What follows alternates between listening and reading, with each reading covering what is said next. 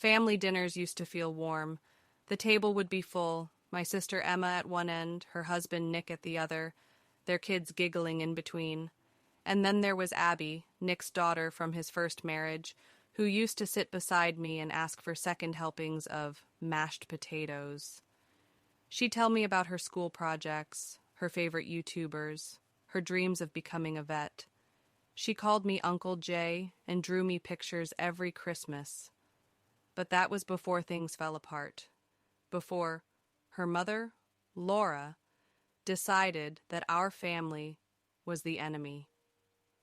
It started quietly. Abby's tone changed first, little things. She stopped hugging Emma goodbye. She'd roll her eyes when Nick told her, "I love you." She started asking weird questions like, "Why do you and Dad keep your bedroom door locked?" Or, "Mom says Grandma doesn't like me. Is that true?"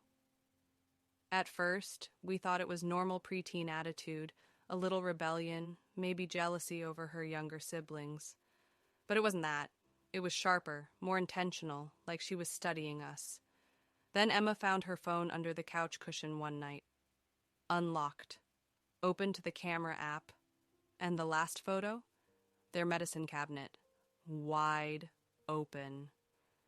Emma's heart sank. She knew exactly who those pictures were for. Nick confronted Abby the next morning. She didn't deny it. She just said, "Mom wanted to know what pills you're taking." Nick's face went pale. "You're not supposed to take pictures of people's things without asking." "But Mom said you might be hiding something," Abby replied simply, like she was giving an answer in class. From that day forward, nothing in that house felt private anymore. Nick started locking drawers. Emma hid her journals in her car. Even the kids' snack cabinet got a padlock after Abby tried to count how much food was there. "Just to tell Mom what you buy." And somehow, through all of it, Nick stayed patient. He said, "She's a kid. She's confused. Laura's poisoning her. We just have to outlast it. But you can't reason with poison. You can only survive it." By the time Abby turned 11, the tension had spread to everyone. When she visited, the house felt like a minefield. If you said the wrong thing, she'd record it on her tablet or accidentally text it to her mom. Once, she asked me, "Uncle Jay, do you think my dad loves Emma more than me?" I froze, because there was no safe answer. If I said no, she'd twist it into proof of favoritism. If I said yes, I'd be betraying my sister. So I said, "Your dad loves everyone differently. You, your siblings, your stepmom, all in different ways." She stared at me, eyes cold, and said, "That's not what Mom said." Then she left the room. 10 minutes later, Emma's phone pinged. A screenshot of our conversation. I started to see less and less of Abby after that. Not because I didn't want to, but because I couldn't do it anymore. Every time she came over, I had to act like I was being watched. Even when she wasn't looking at me, I could feel her recording me. Nick kept telling me she was in therapy, that she was trying. But her trying meant crying when she was caught and then doing the same thing again 2 days later. What hurt most wasn't just her betrayal. It was watching my sister's heart break every single week. Emma tried so hard. She'd cook Abby's favorite meals, take her shopping, make her part of every family outing. And every time, Abby would smile for the photos and then tell Laura everything that went wrong. She said your cooking tasted weird. She said the twins are annoying. She said your house smells like dog food. It was like watching someone carve a piece out of my sister's soul with a butter knife. Things escalated when Nick took Laura to court. He showed messages, call logs, screenshots. He showed how Abby had been coached. But Laura played the victim, crying on cue, accusing Nick of weaponizing the child. When the judge ruled that custody would remain unchanged, Emma broke down in the courthouse bathroom. She didn't sob loudly. She just slid to the floor, silent, shaking, mascara streaking down her cheeks. I wanted to tell her it would be okay, but for the first time in my life, I didn't believe it. It was a Thursday when Emma called. Her voice was calm but tired, that kind of tired that seeps into your bones. "Jay, could you watch the kids this weekend? Just a few hours. Nick and I have a meeting with a lawyer." I hesitated. "You mean all the kids?" She sighed. "Yeah, it's our weekend with Abby." My stomach dropped. I wanted to say yes, for her, for the little ones. But my mind flashed back to Abby's phone camera pointed at me, her wide-eyed look of false innocence when caught. I could handle tantrums, messes, even broken windows, but I couldn't handle being treated like a suspect by an 11-year-old spy. "I'm sorry, Em," I said, finally. "I can't." She was quiet for a few seconds. "I get it," she said softly. "I really do." But then Nick called me an hour later. "You're making it worse," he said flatly. "Abby needs consistency. If you give up on her, she'll think everyone does." I bit back my frustration. She needs her mother to stop manipulating her, not me pretending everything's fine. Nick sighed. "She's a kid, Jay. She doesn't know better." "That excuse only works so long," I said.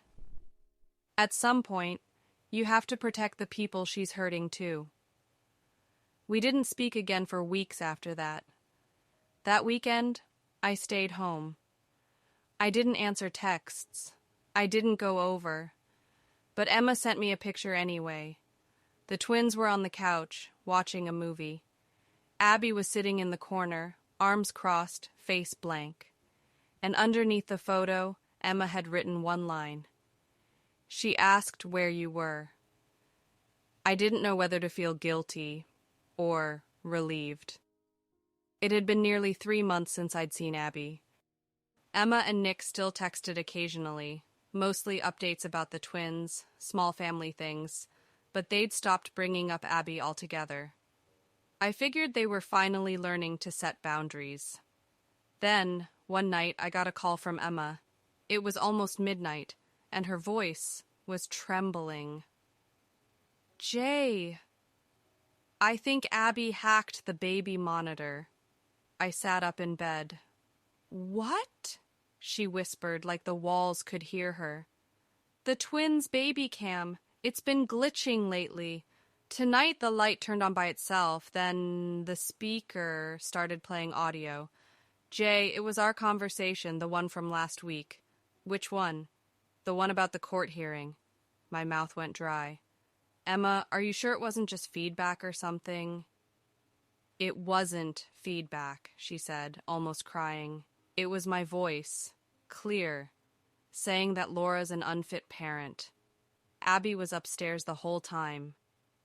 I didn't know what to say. If Laura had somehow gotten access to that recording, she could spin it as harassment or alienation, anything she wanted. "Do you think Abby recorded you?" "I don't know anymore," she whispered. "All I know is that nothing here feels private, not even my own thoughts." The next morning I went over. Nick was in the garage taking apart the monitor like it was a bomb. His hands were shaking. "She got in through the Wi-Fi," he muttered. "Laura's probably been watching for weeks." Jesus Christ. Jay, we had this in our bedroom. Emma sat on the couch, holding her coffee with both hands. She looked older than I'd ever seen her. "I tried to talk to Abby," she said quietly. "She swears she didn't do anything. But when I asked if her mom ever talks about our cameras, she smiled and said, maybe." That maybe broke something in Emma. That week, Nick filed another report with their lawyer. But legal systems move slowly, slower than betrayal. And, while they waited for answers, Abby got bolder. She started leaving her phone in strange places, on the kitchen counter, under pillows, next to the TV. Sometimes the screen would flash open for a second, then lock again. Emma would pick it up and find notes titled things like, "What They Said Today." Short, haunting bullet points, Dad yelled. Emma said she's tired of me. The twins got dessert, I didn't. It was like reading evidence from a crime scene that hadn't happened yet. Nick was torn between rage and guilt. "She's my daughter," he kept repeating. "I can't just give up on her." But I could see it, the strain eating him alive. He loved his daughter, but he was also terrified of her. 2 weeks later, I got a text from Emma that made my blood run cold. She recorded us. Laura has the file. I drove to their house within the hour. Emma was pacing, holding her phone like it was a weapon. She sent it to the court, she said. A clip of me saying that I can't stand being around Abby anymore. It's out of context. I was talking to Nick about discipline, about boundaries, but now it sounds like I hate her. Nick sat on the stairs, head in his hands. They're calling for an emergency review. Laura's saying we created a hostile environment. My chest ached for both of them. I asked the only question that mattered. Did Abby know she was recording? Nick's answer came out barely above a whisper. She smiled when we asked. That night I stayed over to help them prep for the hearing. The house was silent. Even the twins seemed to sense the tension. At one point, I walked into the kitchen and found Abby there, alone. She was eating cereal, watching me. Her eyes were blank, not angry, not guilty, just empty. I said, "You know what you did hurt your dad and Emma, right?" She didn't look up. Mom says truth hurts. That wasn't truth. That was a trap. She finally met my gaze. You're just mad because you're not family anymore. That hit harder than I expected. For years, I'd been her uncle. Now I was just a stranger with her cereal in my hand. I walked away before I said something I couldn't take back. The hearing came and went. Their lawyer managed to convince the court that the recording was manipulated, possibly even edited, and the custody arrangement stayed the same. But the damage wasn't legal. It was emotional. After that, Emma stopped speaking to Abby unless necessary. Nick tried to mediate, but even he began to flinch when Abby hugged him goodnight. Because every time she smiled, he wondered, what's she recording now? It was early spring when I decided to do something reckless. I was tired of watching my sister cry, tired of Nick's apologies, tired of seeing that child act like a spy in her own home. So I drove to Laura's house. I didn't tell anyone, didn't plan it. I just got in my car, followed the GPS, and parked outside a 2-story suburban home that looked too clean, too perfect. Laura opened the door with a smile that didn't reach her eyes. "Well," she said, leaning against the frame. "The famous Uncle Jay. To what do I owe the pleasure?" I swallowed hard. "We need to talk about Abby." She tilted her head. "What about her?" "She's not doing well. You're putting her in the middle of something she can't handle. You're turning her into someone who tells the truth?" she interrupted. "Into someone who doesn't trust anyone," I snapped. "Not even her own father." Laura's eyes flashed. "Her father left me. He replaced me. He expects her to play happy family while pretending I don't exist." "She's 11, I said quietly. "You're using her as a weapon." Her smile faded. And what are you going to do about it, Uncle Jay? Fix her? Fix me? I stepped closer. I'm going to protect my sister's family from you, whatever it takes. She laughed, a cold, humorless sound. You think you're the hero in this? You're just another bystander who doesn't understand love. I'm not the problem, Jay. They are. I left before I said something dangerous, but as I walked back to my car, I saw a curtain move in the window. Abby's face, watching. That night, Emma called again. She knows you went there, she said, panicked. Abby told Laura everything, even what you wore. I sighed. She must have seen me. She took pictures, Jay. My heart sank. She sent them to Laura before you even got in your car. I wanted to scream, but instead, I just sat in silence. Emma's voice broke through the line. Why did you go? Because no one else was doing anything, I said. Jay. Sometimes doing something is worse than doing nothing. She hung up. That night I couldn't sleep. Every shadow in my room felt like a camera lens. Every notification on my phone made my chest tighten. I started to understand what Emma meant when she said nothing felt private anymore. Abby, Laura, the whole situation had infected everything. And yet, even then, I couldn't bring myself to hate that little girl. Because somewhere beneath all that manipulation and confusion was still the kid who once called me Uncle Jay and asked me to help her draw unicorns. It started with silence. For a few weeks after I confronted Laura, things actually seemed calm. Abby stopped snooping. She kept to herself, focused on school, even helped with the twins. Nick said, maybe she's finally coming around. Emma wanted to believe it, but her smile never reached her eyes. Something about the quiet didn't feel right. Then, one Thursday night, Nick got a call from Abby's school. She hadn't shown up all day.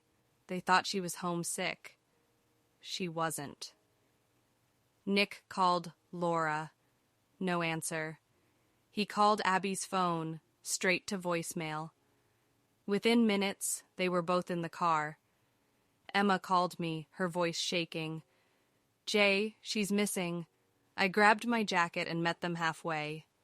We searched until after dark. Every park, every block between Laura's and Nick's houses. Finally, at nearly 11 p.m., and a police officer found her sitting alone on the swings at an empty playground, hoodie pulled over her head, phone in her hand, eyes red from crying. Nick ran to her first. He dropped to his knees, clutching her shoulders. Abby, what the hell? She cut him off, shoving her phone into his chest. She called me a spy, she whispered. Mom said you hate me, said you're trying to take me away from her. Emma froze. Oh my God! Abby's voice cracked. I didn't want to go to school. Everyone knows. Mom told people what you said in court. She said you told the judge I was crazy. Nick's face fell apart. He didn't deny it. He didn't explain. He just reached for her. But she flinched like his touch burned. Don't, she whispered. You're just pretending to care. That night, the house felt like a battlefield. Abby refused to sleep in her room. Emma stayed downstairs, pacing, whispering to Nick in fragments. At one point, I heard Emma say, she needs to live with Laura full-time. Nick looked like she'd shot him. She's my daughter. She's a danger to us, Nick. She's hurting you, and she doesn't even see it. She's 11. She's manipulated. That word echoed through the house. Abby was standing halfway down the stairs, tears streaming down her face. She turned and ran, again. Abby was found the next morning in the woods near their house. She wasn't hurt, but she'd spent the whole night alone. When Nick picked her up, she was silent. Didn't cry. Didn't speak. just climbed into the car and stared straight ahead. Something inside her had broken. For days after, she refused to eat, wouldn't speak to Emma, barely looked at her dad. I visited one afternoon to check on them. The house was unnervingly quiet. Even the twins were staying close to Emma. Nick sat at the kitchen table, head down, a glass of untouched coffee in front of him. "She said she wants to go live with Laura full time," he said flatly. I nodded slowly. Maybe that's not the worst thing, for a while at least. His eyes snapped up. "You think I should just give up? I think she's drowning, Nick, and maybe being with her mom, the person she's fighting to protect, might help her see what's real." He slammed his fist on the table. "Her mom's the one who did this. How does that help?" I didn't have an answer. Emma walked in, carrying the twins. She looked exhausted, like she hadn't slept in days. "I called the therapist," she said quietly. "They want us all to come in. Family session." Nick laughed bitterly. "What's the point? Abby's made her choice." Emma's tone softened. "So, make yours. Be her dad." That therapy session changed everything. It started cold. Abby wouldn't look up from her phone. Nick sat on the edge of his seat like a coiled spring. The therapist, a woman named Dr. Lorna, asked gentle questions that no one wanted to answer. Finally, she asked, "Abby, what do you want right now?" Abby shrugged. "To go home." "And where's home?" She hesitated. "With Mom." Nick's jaw tightened. Dr. Lorna nodded. "Okay. Why?" "Because she doesn't yell. She doesn't call me names. She doesn't make me feel like a mistake." Nick's breath caught. "Abby, I've never—" "Yes, you have!" she shouted. "You left her. You left me. You replaced us." Silence filled the room. Dr. Lorna leaned forward. "Abby? Who told you that?" Abby's lip trembled. "Mom said you were happier before me." Nick whispered, "That's not true." But the damage was done. The truth didn't matter anymore. The story had already written itself in Abby's heart. After the session, Nick drove home in silence. He didn't go inside. He just sat in the driveway, staring at the steering wheel. When I came by later, he looked hollow. "I'm losing her," he said. "You're not," I said softly.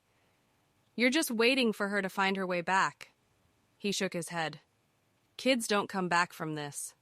I wanted to tell him he was wrong. But I didn't know if he was. The next few weeks were a blur of tense calls, short visits, and small miracles. Abby started living with Laura full-time, but she still came over on weekends. At first, it was unbearable. Silent dinners, slammed doors, cold stares. But then, slowly, something shifted. It happened one afternoon while they were watching the twins draw. Abby reached for a crayon and started sketching too. A small family of stick figures, 2 adults, 2 toddlers, 1 older child standing a little apart, a sad face drawn in blue. Nick noticed, but didn't say anything. Instead, he picked up a crayon and drew another stick figure, an uncle, tall, with messy hair. Abby glanced at me, then smiled, just barely. That was the first time I'd seen her smile in months. The healing was slow and uneven. Abby still had her moods, still slipped into defensive lies, but she also began to see cracks in her mother's story. Laura's anger was slipping, especially once the custody case cooled down. One night, Abby overheard her mom on the phone, laughing about the recordings, bragging that she'd taught them a lesson. That was the night Abby called Nick, crying. "Dad, I'm sorry," she whispered. I didn't know she lied." Nick just said, "Come home." She did. When she showed up the next morning, Emma opened the door and froze. Abby was standing there with her backpack, eyes red, holding her phone like it was poison. She said, "You can delete it. All of it. I don't want it anymore." Then she hugged Emma, for the first time in years. It's been a year since that day. Things aren't perfect. They never will be. But they're real. Abby splits her time between houses again. She still goes to therapy, still has hard days. But she laughs more, talks more, draws again. Nick and Emma rebuilt their trust piece by piece. It's quieter now, softer. And me? I see them every Sunday. We eat dinner, watch bad movies, and pretend we're not all remembering the years that nearly destroyed us. Sometimes Abby sits next to me on the porch and asks, "Do you think people can change?" I always say the same thing. Not all at once, but they can try. She smiles, then, small but honest. I think about Laura sometimes, how someone so broken could cause so much chaos. But I don't hate her anymore. She lost, in her own way, because she taught her daughter to lie. And her daughter, eventually, chose truth. And the truth was this: no one really wins in these stories. There's only damage, and what you build from the wreckage. The last time I left their house, Abby ran after me. "Uncle Jay!" I turned. She held out a drawing board. A new one. 5 stick figures this time. Nick, Emma, the twins, her, and me, standing beside them. Underneath, she'd written, "Family isn't who you trust first, it's who you forgive last." I stared at it for a long moment. Then I smiled. Because for the first time in years, I believed it.